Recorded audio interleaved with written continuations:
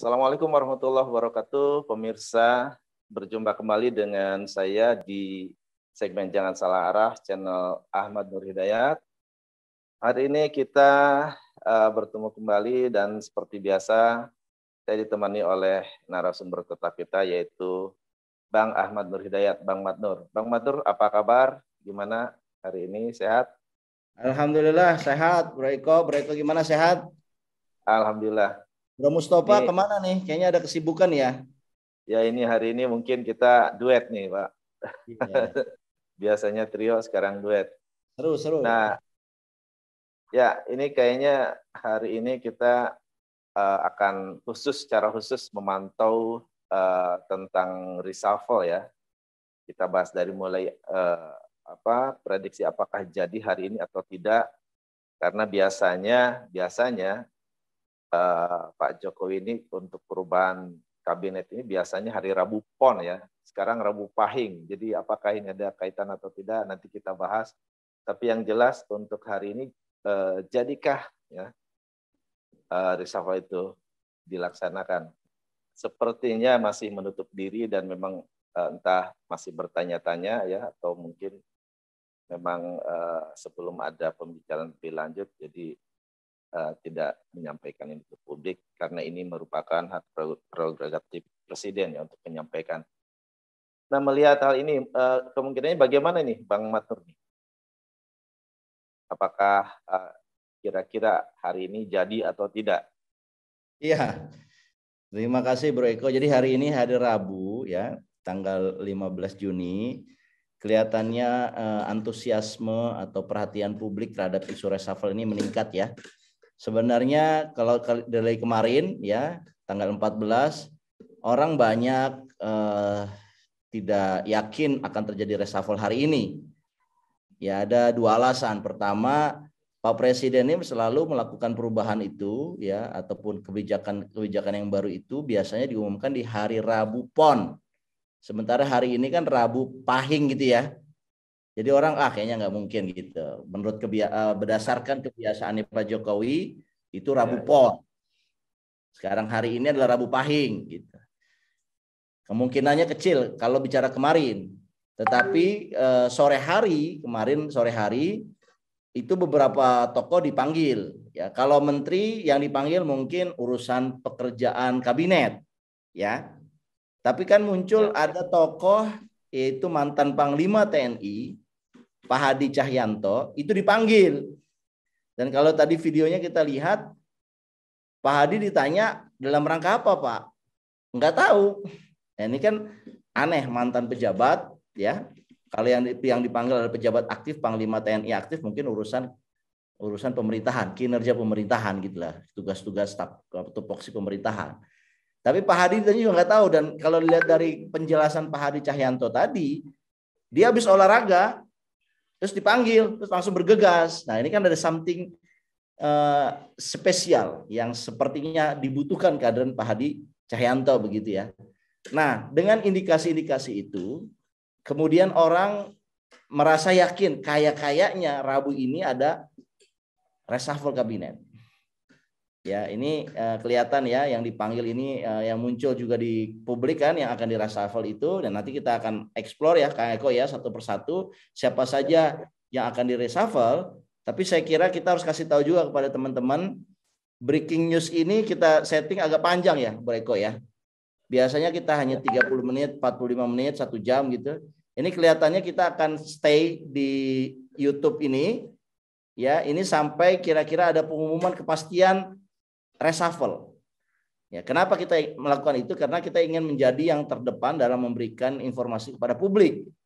Ya, apa betul terjadi reshuffle ya? Kemudian siapa saja yang di reshuffle, kenapa itu di reshuffle? Itu semua nanti akan kita kupas ya dalam dialog-dialog kita pada hari ini ya, Breko ya.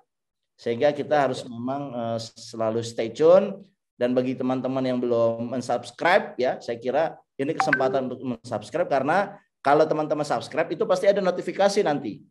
Ya, tombol loncengnya diklik, itu ada notifikasi nanti kalau kita ada informasi-informasi terbaru, pasti teman-teman yang terdahulu dapat begitu.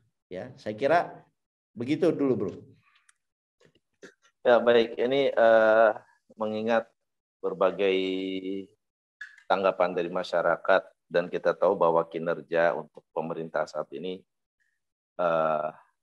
agak menurun ya, agak menurun.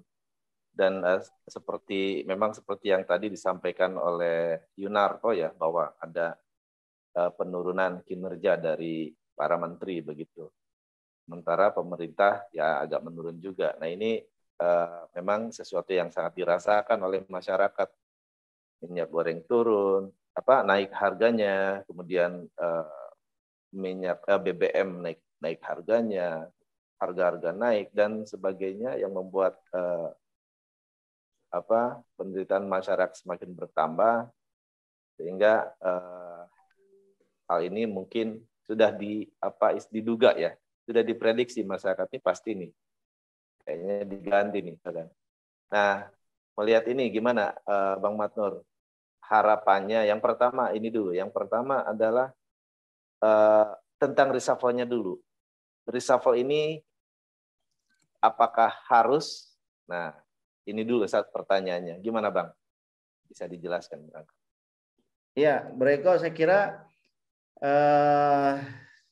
kita akan masuk ke isu reshuffle yang saya kira ini kan pemerintahan Pak Jokowi ini periode yang kedua dan sudah berjalan 2,5 tahun ya, hampir tahun kedua lah ya ini.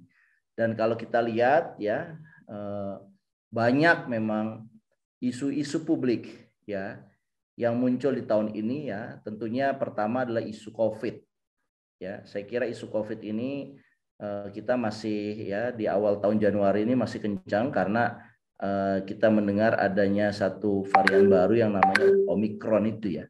Dan saya kira hari ini juga kita saksikan penambahan kasus untuk varian Omikron ini ya, COVID varian Omikron ini mengalami kenaikan. Jadi bagaimana pemerintah menghandle masalah varian baru ini juga menjadi satu isu ya. Ditambah lagi isu ya diawali dari November tahun 2021 kenaikan harga minyak goreng. Yang anehnya ya itu sudah berarti sudah 8 bulan di tanggal 15 Juni 2022 ini kasus minyak goreng ini juga belum tuntas ya. Harga minyak goreng di awal November itu sempat 11.500, bahkan di bulan Januari itu pemerintah masih menetapkan 11.500. Meskipun di bulan Februari pemerintah merevisi HIT-nya itu 14.000. Nah, selain isu kenaikan harga, isu COVID, isu kenaikan harga, ada juga isu yang lain adalah isu misalkan IKN, ya, di mana undang-undang IKN ini sedang digugat oleh tokoh masyarakat. Gitu. Belum IKN tuntas, gugatan ini muncul lagi isu mengenai dana haji, ya, yang sempat harus di top up sekian triliun gitu. Ditambah lagi belum isu kenaikan harga pertalite ya, kelangkaan solar. Jadi isu-isu ini menunjukkan bahwa memang kelihatannya susunan birokrasi atau kinerja birokrasi ini mengalami penurunan. Dan ini kan berdasarkan tadi penjelasan tadi dan juga saya kira saya sudah membaca hasil survei tingkat kepuasan masyarakat terhadap presiden dan terhadap pemerintahan ini mengalami penurunan. Jauh menurun dibandingkan tahun 2020, jauh menurun dibandingkan tahun 2019 dan seterusnya. Jadi ini mengalami suatu penurunan dan saya kira dalam isu reshuffle kali ini ya banyak masyarakat ya menantikan bahwa menteri-menteri yang memang sudah selalu bermasalah dalam arti selalu memberikan informasi yang salah ya, apalagi informasi yang tanda kutip ya tidak sesuai dengan tupoksinya, itu bisa digantikan dengan orang yang tepat. Kenapa masyarakat beranggapan gitu? Karena orang yang tepat itu dianggap bisa mengatasi masalah mereka. Nah, ini salah satu alasan kenapa reshuffle 15 Juni ini menjadi antusias. Dan hari ini saya kira kalau feeling saya ya, Bro Eko ya, memang akan ada reshuffle dan akan diumumkan mungkin nanti siang hari ya, dan akan dilantik menjelang sore hari gitu. Dan ini menjadi menarik kalau untuk kita teliti ya, kita preteli satu persatu siapa saja yang perlu direshuffle. Begitu, Bro. Oke, baik. Kita selingan dulu, kita lihat tayangan. Ini terkait, masih ya, ini terkait Rabu Pon, ini kayaknya menarik juga. Apa sih sebetulnya ada apa dengan Rabu Pon ini begitu ya? Tidak hanya Rabu Pon ya, ada nyelip-nyelip Rabu Pahing dan Rabu Legi. Tapi kesamanya adalah hari Rabu. Ini kayaknya ada sesuatu yang istimewa dengan hari Rabu ya, terutama hari Rabu Pon begitu. Nah ini tentunya tentang hari ini, tentang hari ya Bang ya. Ini melihatnya seperti apa sih Bang? Apakah ini memang sesuatu yang walaupun hak prerogatif presiden, apakah ini ada implikasi enggak di masyarakat melihat ini? Karena kita tahu bahwa mayoritas mayoritas adalah Muslim ya. Jadi mungkin ada pandangan-pandangan tertentu begitu. Silakan Bang. Iya, saya kira karena reshuffle ini adalah hak prerogatifnya presiden, terserah presiden, maka ya terserah presiden mau pilih hari apa. Cuma sebagai seorang Jawa ya, Presiden Jokowi ini memilih hari tertentu gitu. Kalau ditanya ke saya apa alasannya, saya nggak tahu. Tetapi kalau kita melihat trajektorinya, rekam jejaknya, bagaimana Pak Jokowi mengumumkan pemindahan ibu kota, ya, kemudian mengumumkan reshuffle kabinet, ya, itu biasanya di hari Rabu, ya betul sekali gitu. Nah, tapi kalau secara klinik ya, saya tidak tahu kenapa hari Rabu Pon, sama seperti pemerintahan Pak SBY sebelumnya yang selalu menggunakan, yang selalu menyertakan angka 9 misalnya. Ya karena Pak SBY juga lahirnya kan bulan 9, tanggal 9. Ya, Partai Demokrat pertama kali juga kan waktu ikut pemilu kan nomor 9 ya. Nah, itu tanggal 9 itu menjadi satu angka khusus gitu loh menurut Pak SBY. Ingat nggak ya? Pokoknya kalau ada apa-apa ada 9-nya itu pasti Pak SBY akan pilih. Nah, kalau Pak Jokowi ini beda, dia bukan tanggal, bukan number, bukan angka, tapi dia adalah hari. Ya, saya kira kok ya begitu-begitu kebiasaan begitu tuh tidak bisa dijelaskan secara rasional. Kita tidak tahu apa alasannya, tetapi kebiasaannya begitu loh, Bro Eko. Demikian. Oke. Baik, kita lihat tanggapan beberapa partai ya mengenai isu reshuffle ini. Contohnya dari kata data ini bahwa Ketua Umum Partai Kebangkitan Bangsa (PKB) Jazilul Fawwad mengaku mendengar informasi bahwa Presiden Joko Widodo akan mengganti susunan kabinetnya. Sayup-sayup terdengar katanya. Jazilul berharap putusan Presiden untuk melakukan reshuffle tidak memunculkan gejolak politik, mengingat saat ini merupakan momentum menuju tahapan pemilihan umum atau pemilu 2024. Selain itu, jika benar akan ada perombakan, dapat meningkatkan efektivitas kinerja pemerintah dan menjaga stabilitas di tengah pemulihan ekonomi. Dapat mengantisipasi krisis ekonomi global yang sedang terjadi. Nah, oke, gimana Bang Mantur? Ada tanggapan nih melihat respon-respon partai politik tentang ini? Iya, saya kira saya termasuk orang yang setuju dengan pernyataan beberapa tokoh tadi ya, bahwa reshuffle ini kalau boleh ada bobotnya itu jangan ke partai politik. Ya. Karena partai politik ini sudah terbukti akan fokus ke agenda 2024. Ya, ini saran saya, tetapi kan siapalah kita gitu ya. Pak Jokowi kan punya mempertimbangkan mungkin ada kekhawatiran, ada gonjang-ganjing dalam 2 tahun sisa pemerintahan sehingga perlu memperkuat koalisi partainya gitu. Padahal kalau dilihat dari komposisi koalisi pemerintah, koalisi partai pemerintah ini sudah cukup kuat, sudah menyusun 86%. Ya, itu hanya PKS,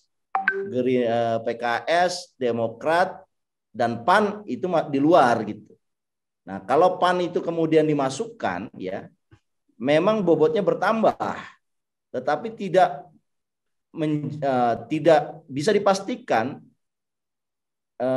tidak memperkuat struktur pemerintahan. Kenapa? Karena kan sudah lebih dari 50%. Jadi kalau ternyata harus terjadi voting di pemerintah di DPR itu, kelihatannya kelompok oposisi tidak akan punya kesempatan karena selalu kalah kan. Prinsip mayoritas kan 50% plus 1 sudah dianggap mayoritas. Jadi ini penambahan partai baru ke koalisi pemerintah ini tidak memperkuat keefektifan dari pemerintahan. Nah, sekarang yang dibutuhkan adalah bukan lagi kekuatan politiknya ya, kekuatan pendukung pemerintahnya, tetapi bagaimana kekuatan yang sudah ada ini dioptimalkan untuk menyelesaikan persoalan bangsa, bukan kepada kepentingan oligarki.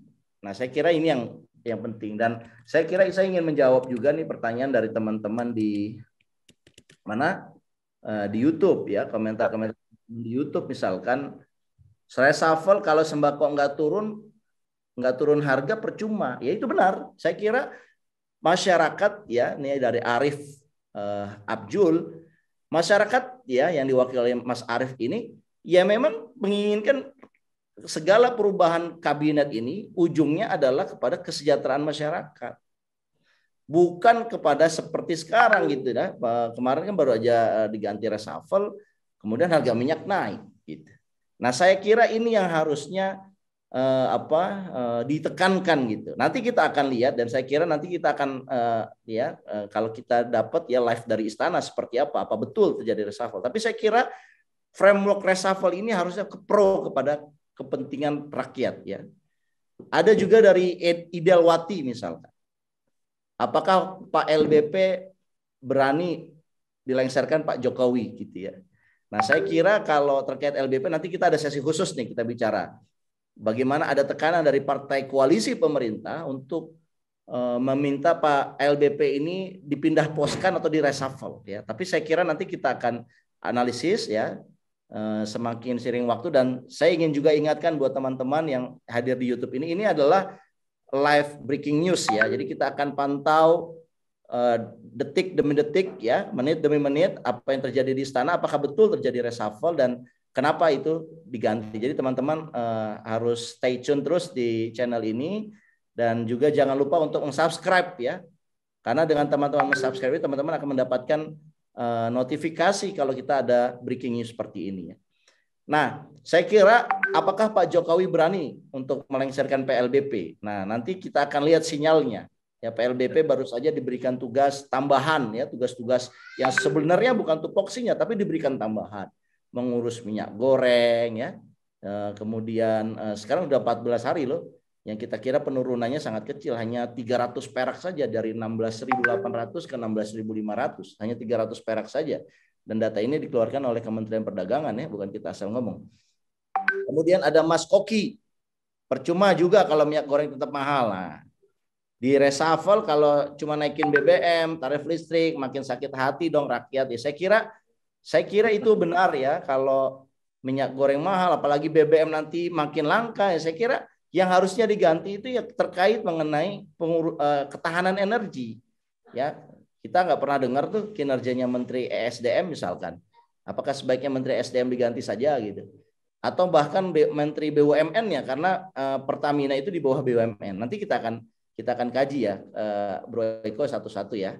Saya kira itu teman-teman yang sudah bergabung ya, kita ucapkan selamat datang, dan nanti teman-teman silakan menulis ya menteri apa saja yang prediksi teman-teman yang akan diganti ya.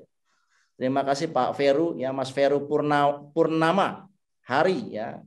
Katanya yang perlu diganti ini Mendak ya, Menteri Perdagangan, Menteri Agama, Menteri Koordinator Perekonomian, Menko Marifest ya, Menteri Maritim ya dan Investasi, dan Mendikbud. Nanti kita akan bahas satu persatu ya. Menurut teman-teman yang lain siapa? Nanti kita akan coba cek.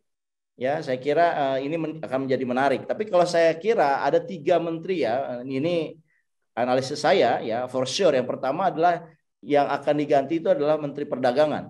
Saya kira alasannya cukup kuat ya karena minyak goreng ini tidak dihandle dengan baik meskipun sebenarnya ini simple gitu. Ini hanya masalah distribusi, rantai distribusi. Tidak ada masalah mengenai ketersediaan bahan baku minyak goreng, tidak ada.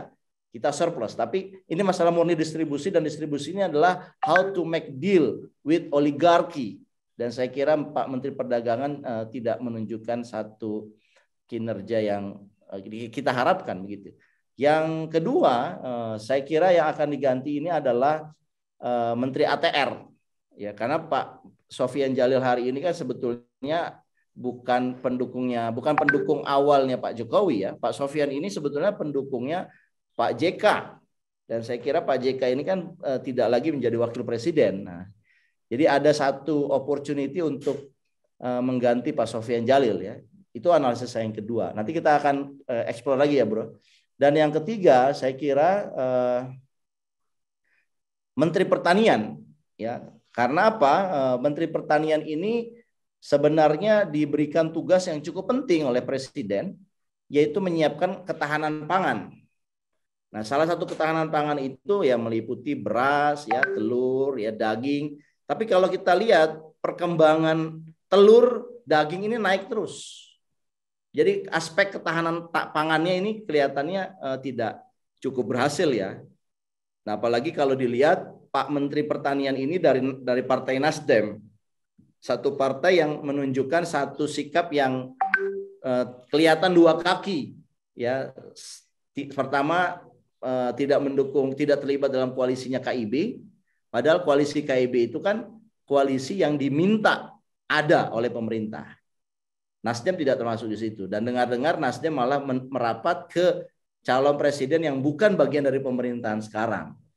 Jadi pengurangan jatah menteri Nasdem untuk duduk di pemerintahan ini adalah satu sinyal bahwa ketika nanti Nasdem melangkah lebih jauh lagi, ya bisa jadi akan ada satu dampak ikutan dari pemerintahannya gitu. Nah, ini setidaknya analisis saya nih, Bro Eko, 3 kementerian ini yang perlu disoroti ya, Menteri Perdagangan, Menteri ATR, Agraria dan Tata Ruang, dan juga yang ketiga adalah Menteri Pertanian. Setidaknya mulai dari kemarin dan hari ini ya, saya termasuk yang senang nih Bro Eko, karena prediksi kita benar ya. Kalau teman-teman bisa lihat di historical YouTube kita, di saat orang-orang ragu akan ada reshuffle tanggal 15, kita bilang ada.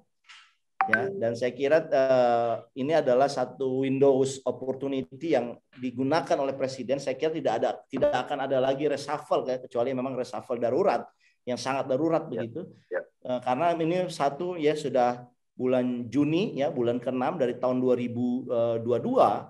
Dan saya kira sisa pemerintahan juga hanya sampai nanti kan Oktober 2024. Apalagi kalau udah masuk pemilu ya, Februari 2024 itu sudah ada election tanggal 14 ya. Dan saya kira tidak akan ada lagi reshuffle seperti ini ya, gonta-ganti yang cukup drastis gitu. Kecuali nanti ada situasi darurat ya, kita nggak tahu.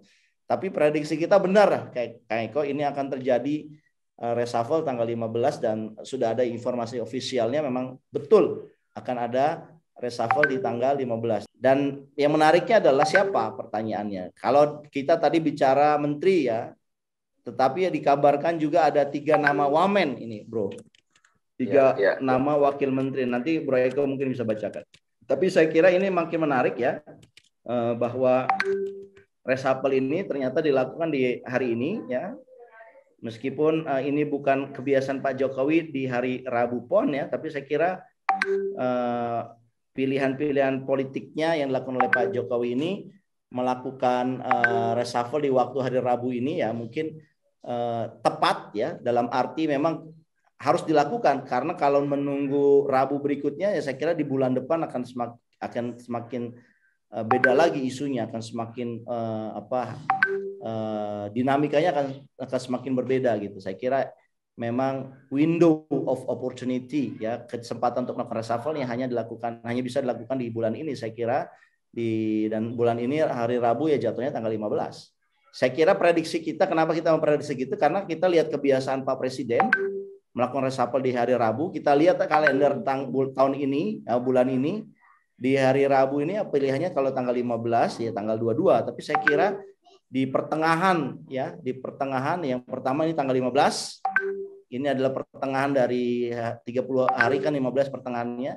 Yang kedua ini adalah bulan Juni. Bulan ke-6 ya, pertengahan tahun.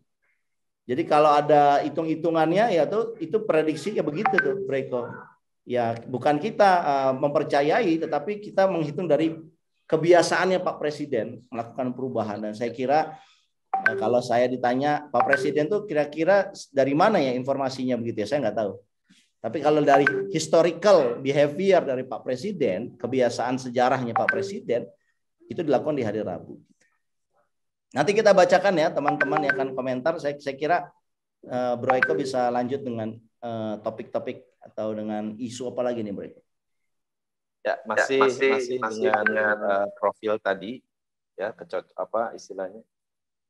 Tentunya kita menginginkan sebagai masyarakat menginginkan bahwa Pak Presiden ini memilih para menteri itu tentunya dengan prinsip the right man in the right place ya. Nah, tadi saya bacakan profil dari Pak Hadi Cahyanto yang rata-rata adalah karirnya di militer ya, pendidikan pun militer, dan di isunya akan menjabat sebagai Menteri Agraria dan Tata Ruang. Nah ini gimana nih menurut Bang Matun nih? Apakah ini tidak beresiko juga gitu ya?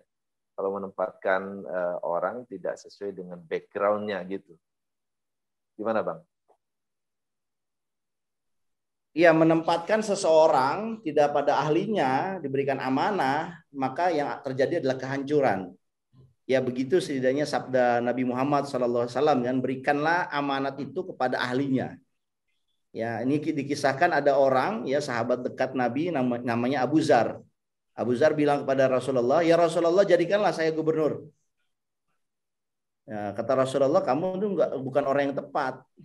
Dan kemudian hadis itu muncul ketika satu amanah tidak dipegang sama orang ahlinya, maka yang terjadi adalah kehancuran.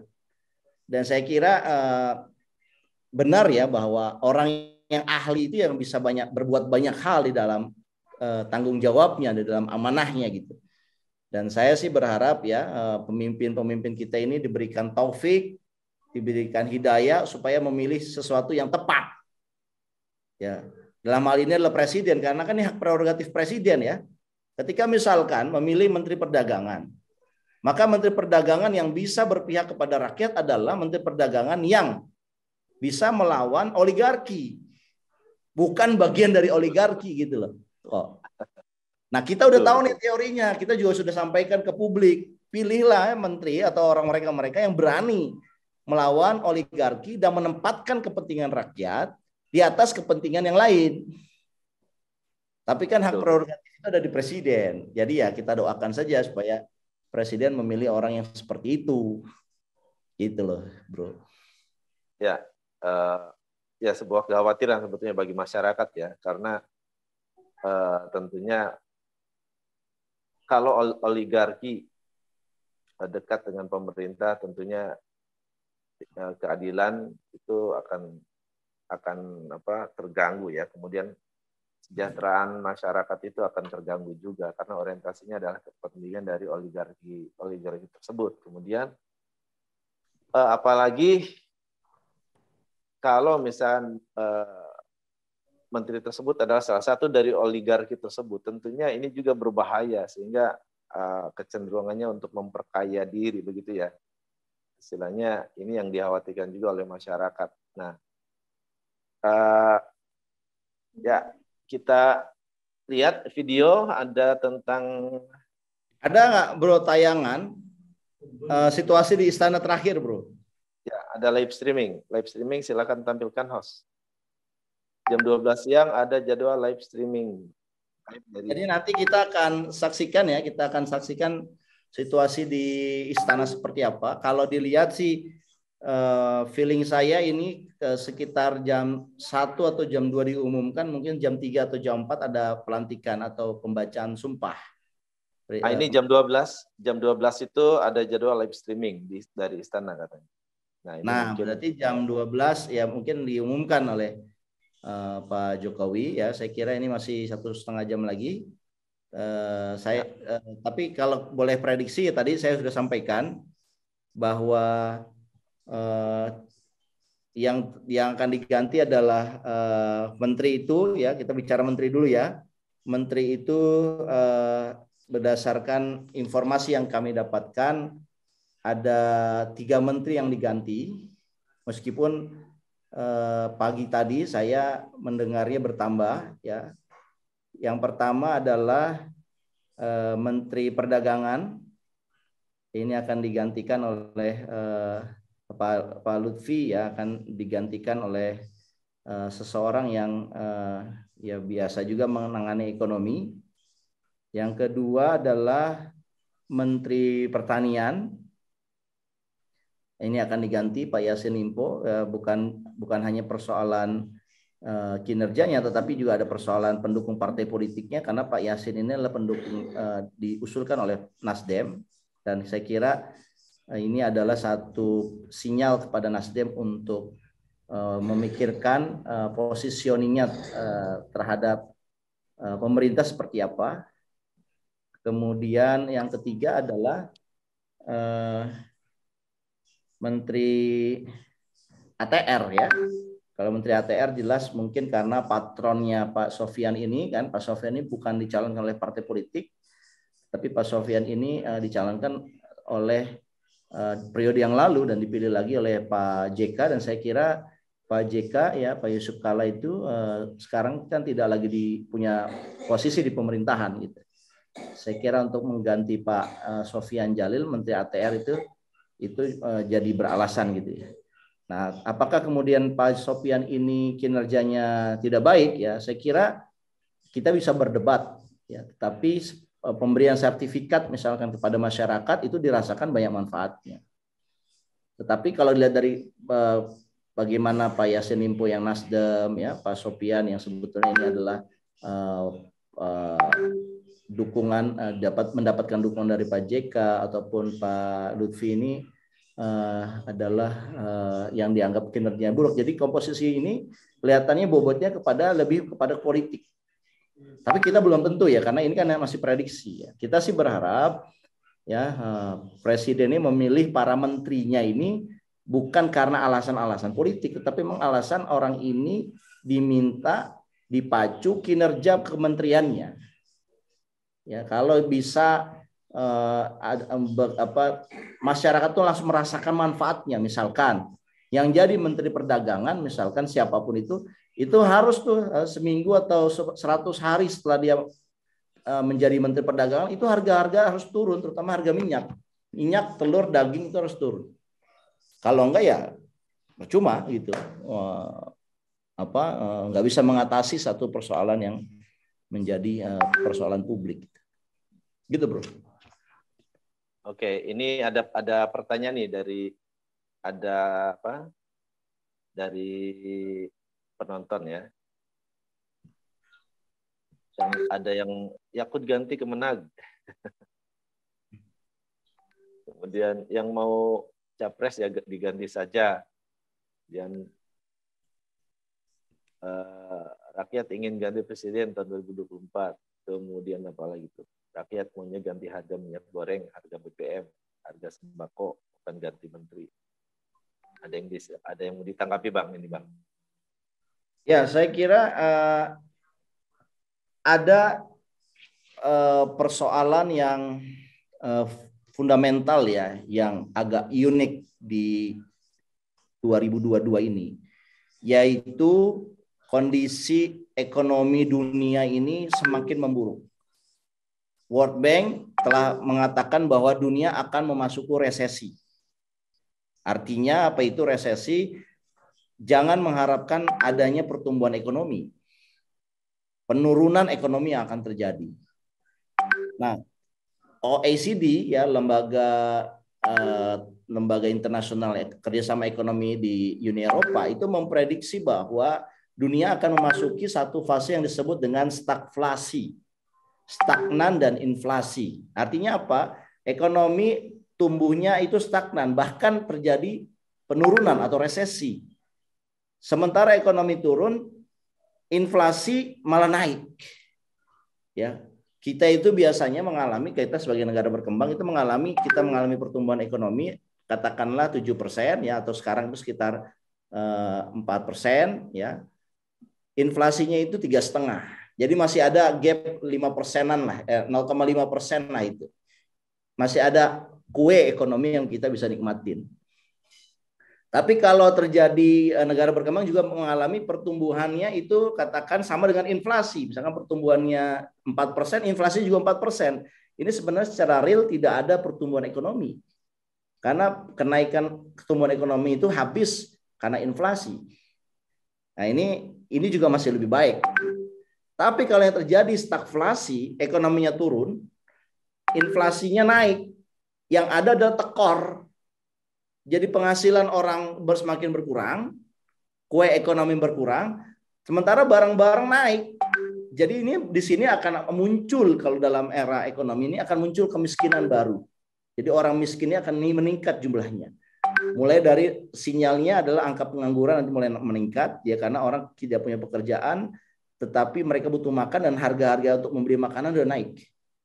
Nah, ini yang saya katakan situasi ini unik ya, belum pernah terjadi sebelumnya di mana di pemerintahan Pak Jokowi situasinya semakin getting worse gitu, ekonominya semakin memburuk.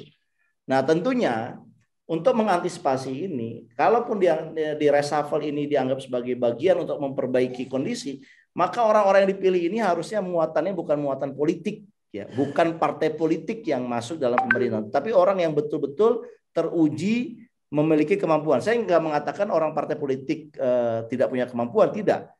Ada juga banyak ya, saya lihat orang partai politik dia punya kemampuan. Nah, harusnya orang kayak begini. Ya. Tetapi kan iya kadang-kadang seleranya beda. Kalaupun seleranya beda, ya pilihlah yang non partai politik tetapi punya juga mempertimbangkan masalah kinerja, kemampuan dia dalam bekerja.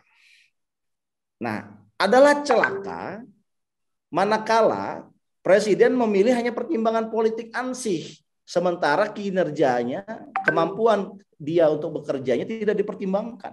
Nah, ini akan celaka. Dan saya kira kita mendorong ya jangan salah arah. Saya sebagai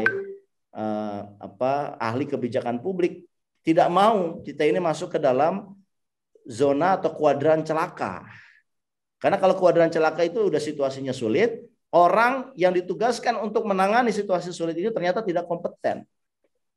Wah, itu sudah jatuh tertimpa tangga gitu mereka. Saya kira itu komentar. Baik Bang, ini ada bocoran lagi ya. Mungkin saya bacakan saja ya. Bocoran reshuffle kabinet yaitu Menko Perekonomian Erlangga Hartarto diganti Luhut Binsar Panjaitan, Menteri BUMN Erick Thohir diganti Luhut. Ini ya parodi ya. Tapi ada lagi yang ada tuh gambarnya tuh Bro. Iya. Kalau dilihat itu gambarnya itu bagaimana? Iya. Nah itu istilahnya banyak ya yang ini kalau ada yang berkelakar ya. Yang reshuffle juga menarik ini Bro Eko. Silakan. Ini kalau bisa ditampilkan nih susunan kabinet Menko Perekonomian ya diganti oleh siapa gitu. Ini kita dapetin dari sosmed ya, tapi nanti kita akan analisis. Bisa ditampilkan host di grup sudah saya. Nah ini kali ini yang lucu-lucuan ya. Ini kelihatan lucu-lucuan bahwa semua orang yang Pak Menko ya, Pak Erlangga digantikan Pak Luhut ya. Pak siapa ini? Nanti Pak Luhut, BGS Menteri Kesehatan Pak Luhut, Sofian Jahil Pak Luhut, Yassin Limpo Pak Luhut ya. Semuanya Pak Luhut. Kalau ini lucu-lucuan ya. Dan saya kira ini lucu-lucuan ini bukan tanpa makna ya. Maknanya adalah kalau udah punya menteri, dan menterinya punya tupoksi, ya misalkan menteri itu adalah menteri urusan perdagangan, termasuk perdagangan umum, minyak goreng gitu, itu kan tanggung jawab Pak Menteri Perdagangan, ya nggak perlulah dikasih ke Pak Luhut, Ya, ya kan? tugas khusus. Tugasnya itu ya Pak Menteri Perdagangan lah gitu. Ya kalau nggak sekalian aja itu sesuai dengan gambar itu satu cibiran yang saya kira cukup menggelitik gitu ya, ya masyarakat kita ini pinter-pinter. Ada juga nih Bang di media sosial prediksinya adalah Menko Perekonomian Airlangga Tarto diganti Luhut, Menko Marinvest Luhut Panjaitan diganti Erick Thohir, kemudian boleh itu di grup itu. Itu kemudian Menteri BUMN Erick Thohir diganti Budi Gunadi Sadikin, Menteri Kesehatan Budi Gunadi Sadikin diganti Abdul Qadir, Menteri Kehutanan Siti Nurbaya diganti Zulkifli Hasan, Menteri ATR Sofyan Jalil diganti Bahlil Lahadalia, Menteri Pertanian Syahrul Yassin Limpo diganti Muldoko, KSP Muldoko diganti Hadi Cahyanto. Ini kalau saya melihat ini agak realistis sih Bang. Nah ini yang kita prediksi ya, kan tadi Pak Yasin ya sudah akan digantikan ya, kemudian ATR Sofyan Jalil akan digantikan ya, sama seperti yang kita katakan tadi. Tapi ini menarik ya kalau kita mulai dari yang atas dulu. Pak Menko Perekonomian Pak Airlangga Hartarto digantikan oleh Pak Luhut. Nah tentunya ini menjadi menarik ya. Ya karena Pak Airlangga ini orang dari Ketua Umum Golkar dan Pak Luhut juga kan orang Golkar ya kan. Jadi ini sebetulnya tidak secara partai tidak masalah ya. Cuman dianggap berarti kompetensinya Pak Airlangga itu dipertanyakan ya dalam mengkoordinasikan menteri urusan perekonomian sampai kemudian harus dihandle oleh Pak Luhut gitu. Ya ini analisis kalau ini benar ya. Yang kedua kita lihat lagi bisa ditampilkan lagi bro. Yang kedua ini Menteri Erick Thohir ya. Menteri Marinvest sendiri Pak Luhut digantikan sama Erick Thohir. Nah saya kira ini kalau dilihat ya cukup realistis meskipun Pak Erick Thohir ini kan dengar-dengar calon presiden apa calon wakil presiden 2024. Wakil. Nah saya kok melihat kalau Pak Erick ditaruh lagi ya seharusnya beliau harus memilih ya. Mau jadi calon presiden 2024 atau mengurus menteri gitu. Karena kita kemarin mendengar Pak Erick Thohir sebagai Menek BUMN itu melakukan istilahnya menggunakan BUMN ini untuk meningkatkan pencitraannya, elektabilitasnya gitu. Ya saya kira sih selama itu bukan ketahuan korupsi ya wajar, tetapi yang terjadi ya BUMN ini kinerjanya ini malah memburuk ya, beberapa BUMN mengalami satu kerugian ya.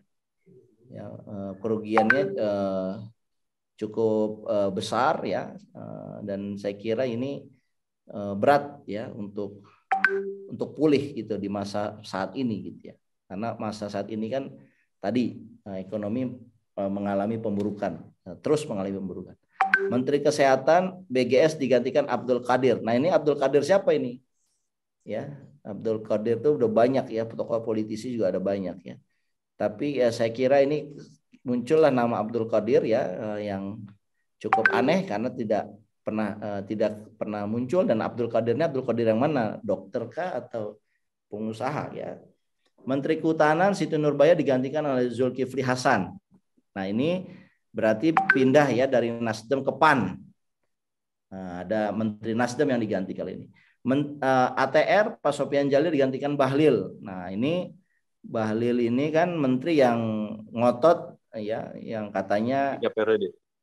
Ya dia dekat sama pengusaha dan pengusaha minta 3 periode ya. Tapi dijadikan menteri ATR. Nah, jangan-jangan pengusaha yang dekat sama Bahlil ini para pengusaha sawit. Dan pengusaha sawit ini perlu pengamanan di ATR ya gitu, jangan-jangan ya. Karena kan lahan-lahan sawit yang ratusan ribu hektar itu kan bukan lahan mereka, itu lahan negara, itu HGU itu. Jadi saya kira HGU itu ada yang juga kadaluarsa gitu. Nah, saya kira ini celaka nih kalau begini nih kejadiannya nih. Karena gini, menteri-menteri yang dekat sama oligarki tentunya dia bicaranya adalah kepentingan oligarki gitu. Padahal ATR itu, agraria dan tata ruang itu juga malah ini satu kementerian, kebijakannya itu akan menentukan bagaimana ke depan Indonesia kesejahteraannya, bagaimana kesejahteraan Indonesia ke depan.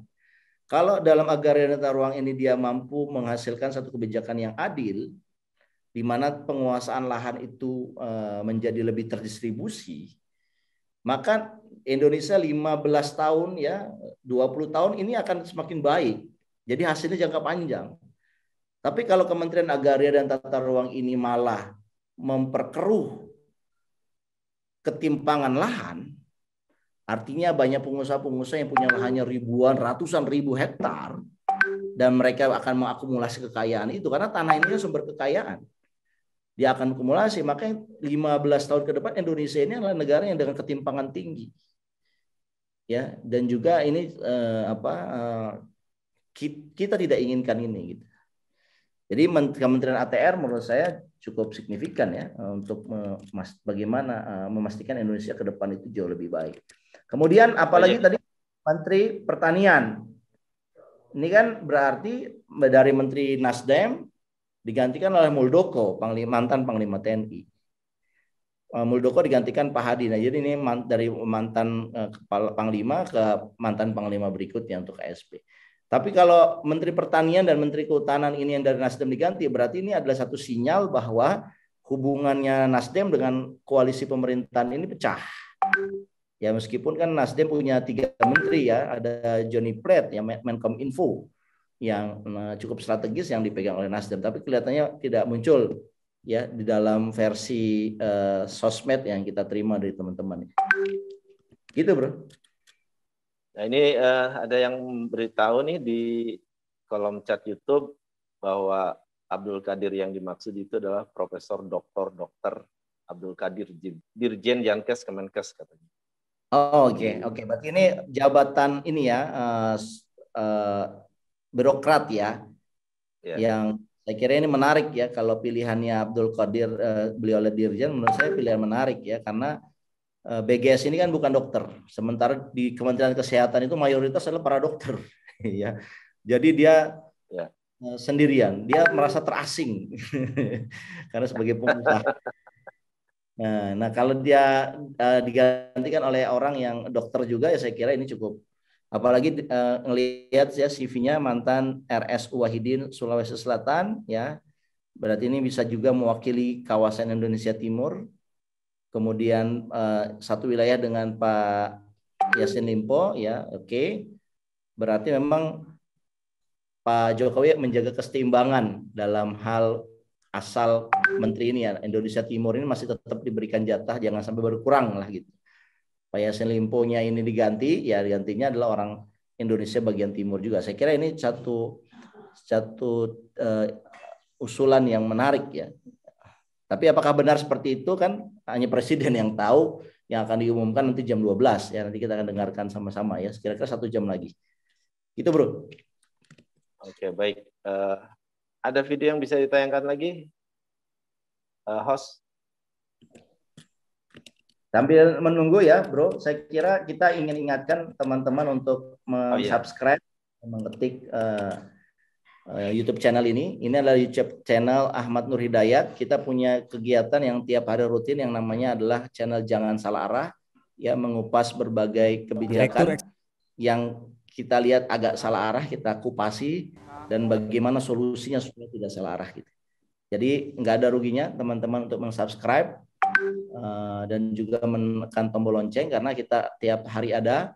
Siapa tahu ada satu kebijakan yang berkaitan langsung dengan hidup teman-teman, ya, entah itu kesehatan, entah itu lapangan pekerjaan, entah itu seputar isu kebijakan publik lainnya yang mungkin suatu saat berguna, bermanfaat untuk menambah hasanah kita.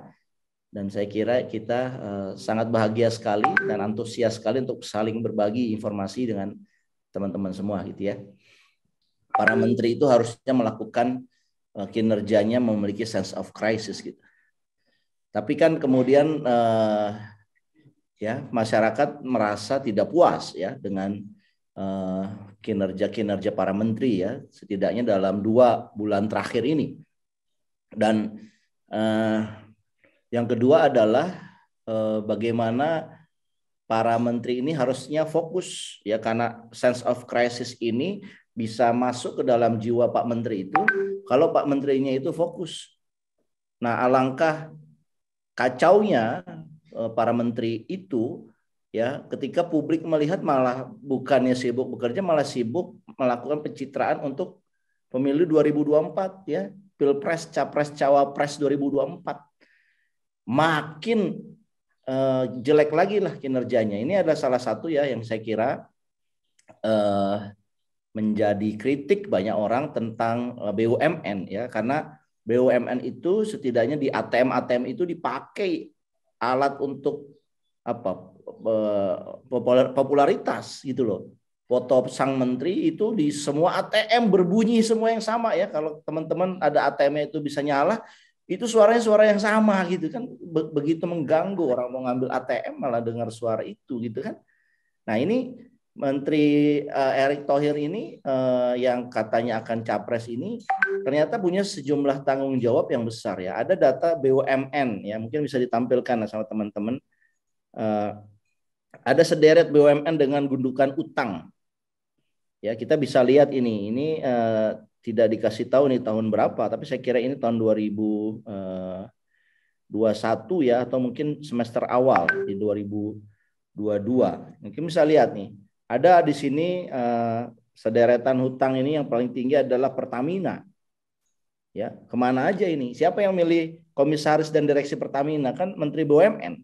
Hutangnya atau defisitnya ya, hutang lah ini, hutangnya tercatat 602,43 triliun. Yang kedua adalah PLN ya, 451 triliun. Ya, ini kan ratusan triliun, dahsyat ini. Ya, Garuda Indonesia 140 triliun. Waskita Karya 90 triliun. Ya. PTPN ya, ini perkebunan, di sini ada sawit, ada tebu, ada gula, macam-macam. Ternyata utangnya 47 triliun, gede. Angkasa Pura 1 35 triliun, Krakatau Steel 31 triliun, kereta api PT KAI 15,5 triliun. Nah, ini kan BUMN dengan utang ini kan tugas yang berat. Jadi saya kira para menteri ini sudahlah, yang punya tanggung jawab sebesar ini ya sudah lakukanlah dengan fokus ya. 2024 itu jangan dijadikan konsentrasi utama Anda ya, jadikanlah rakyat dan tupoksi Anda yang menjadi konsentrasi pertama Anda. Kalau Anda mau bersedia itu, Anda katakan bahwa saya fokus kerja. Janganlah pakai gimmick-gimmick ya, pakai segala. Sekarang Menteri BUMN ya, salah satunya Menteri BUMN ya, saya kira kalau saya boleh kritik itu main TikTok gitu loh. Ya, bukannya melarang, tetapi fokus saja tuh kerjaan BUMN. Ini utangnya banyak nih Pak, nih lihat utang. Ini hutang semua ini. Malu dong kalau seandainya kita bisa mengadakan MotoGP Mandalika yang begitu wah, tapi kita punya hutang yang begitu besar begini gitu. Nah, ini kan harusnya Menteri BUMN segenap dengan para wakil-wakil BUMN-nya fokus untuk mengatasi bagaimana caranya Pertamina ini, PLN ini, dan BUMN yang lainnya ini hutangnya itu segera kita kurangi gitu. Sehingga dengan hutang ini tidak menjadi membebankan masyarakat. Bayangkan kan kalau PLN begini 451 triliun ini kan kasihan rakyat. Ntar alasannya dengan apa hutangnya naik, akhirnya listrik dinaikkan ya kan. Pertamina ya, Pertalite, BBM akan dinaikkan. Ini kasihan rakyat gitu loh. Padahal ini kan karena menteri yang ditugaskannya menurut saya tidak cukup fokus untuk bekerja. Gitu Bro Eko. Nah, ada lagi misalkan kalau boleh kita berbagi lagi adalah mengenai isu misalkan ada dari PSI ya yang dikabarkan Raja Juli Antoni menjadi wamen ATR gitu. Nah, saya kira kita tahulah ya, PSI ini kan partai yang tidak punya fraksi di DPR RI gitu ya. Ya, saya kira ini terlalu saya sudah kelihatan diwakafkan banget. Terlalu kelihatan banget mengundang PSI ya dalam kabinet ini sebenarnya untuk mengabdi kepada oligarki. Kenapa? Karena kita tahu PSI ini ya, mereka anak-anak muda, pertanyaannya dari mana mereka membiayai partai? Dari mana PSI mendapatkan biaya untuk menjalankan operasional partai? Ya, kalau di kalangan para pengamat ya, ekonom, kita tahu bahwa sumber dananya ini adalah dari oligarki. Dan tentunya kita curiga ketika menempatkan PSI ya, politikus PSI jadi wakil Menteri Agraria dan Tata Ruang ATR. Ya, saya nggak kira ini kepentingannya dari PSI. PSI ini kan anak-anak muda, ya. Dan saya kira tidak juga tempatnya agraria dan tata ruang kalau seandainya mau dimasukkan. Ini kan kelihatan banget bahwa gini loh, oligarki ini pengen ya secara interest. Oligarki itu ingin menambah aset mereka dengan biaya yang sangat murah. Nah, penambahan aset yang paling murah itu adalah yang menggunakan HGU negara, menggunakan tanahnya negara. Nah, tanah negara itu dikelola oleh ATR. Nah, di Kementerian ATR inilah ada roadmap tanah-tanah HGU di seluruh Indonesia, dan itu adalah hutan-hutan, lahan-lahan yang luas berhektar-hektar, dan juga ada yang bisa perpanjangan, inilah yang dikelola sama ATR. Jadi agrarian dan tata ruang itu adalah ada kepentingan rakyat di situ, sekaligus oligarki itu melihat, wah ini bisa menarik nih kalau saya kuasai lagi HGU setidaknya untuk pengembangan sawit saya misalnya. Nah, untuk itulah oligarki punya kepentingan untuk masuk di Kementerian ATR. Karena seluruh database tanah negara itu ada di situ. Bukannya alih-alih melakukan pendistribusian, melakukan reformasi agraria agar rakyat itu jauh lebih sejahtera, ini malah mengakumulasi aset. Kita tahu ya, ada laporan dari Oxfam, NGO dari yang berbasis di Washington ya. Oxfam ini menganalisis bagaimana ketimpangan aset ya di seluruh dunia, termasuk di Indonesia. Nah, Indonesia itu dijadikan negara dengan ketimpangan tanah terbesar, nomor 2 atau nomor 3 setelah Rusia dan yang presidennya itu Filipina. Jadi pembagian tanahnya atau pengelolaan tanahnya itu tidak fair.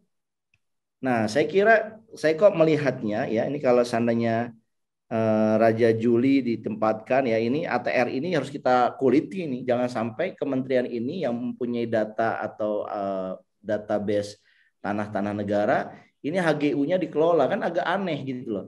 Nah, di dalam undang-undang ATR pertanahan saya juga agak aneh melihat ada investasi-investasi yang sebenarnya ini merugikan rakyat, di mana investasi tanah yang dilakukan oleh pengusaha itu bisa 99 tahun mereka.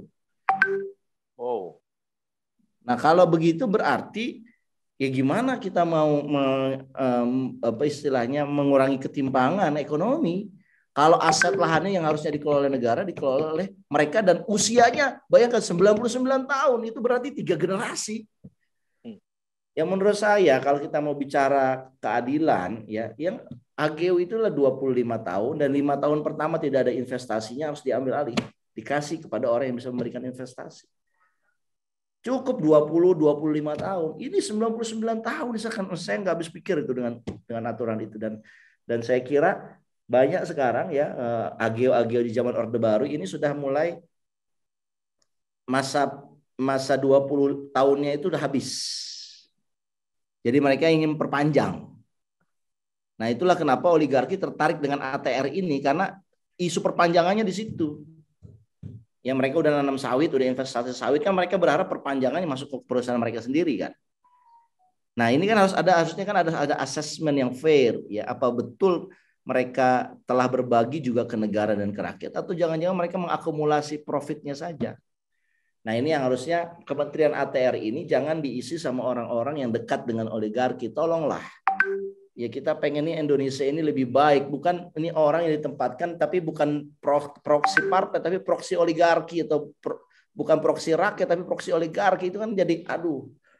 Kita itu marah gitu loh. Saya kira kalau orang-orang seperti ini ya yang ditempatkan di dalam pemerintahan ya orang-orang yang berpihaknya kepada kementerian atau pada oligarki ya saya kira bukannya perbaikan, malah yang terjadi adalah sebuah musibah. Ingat ya, kita ini berada dalam situasi krisis, stagflasi, resesi ekonomi dunia, sehingga menterinya itu harus menteri mengerti ya, menteri krisis, bukan menteri perampok-merampok gitu loh.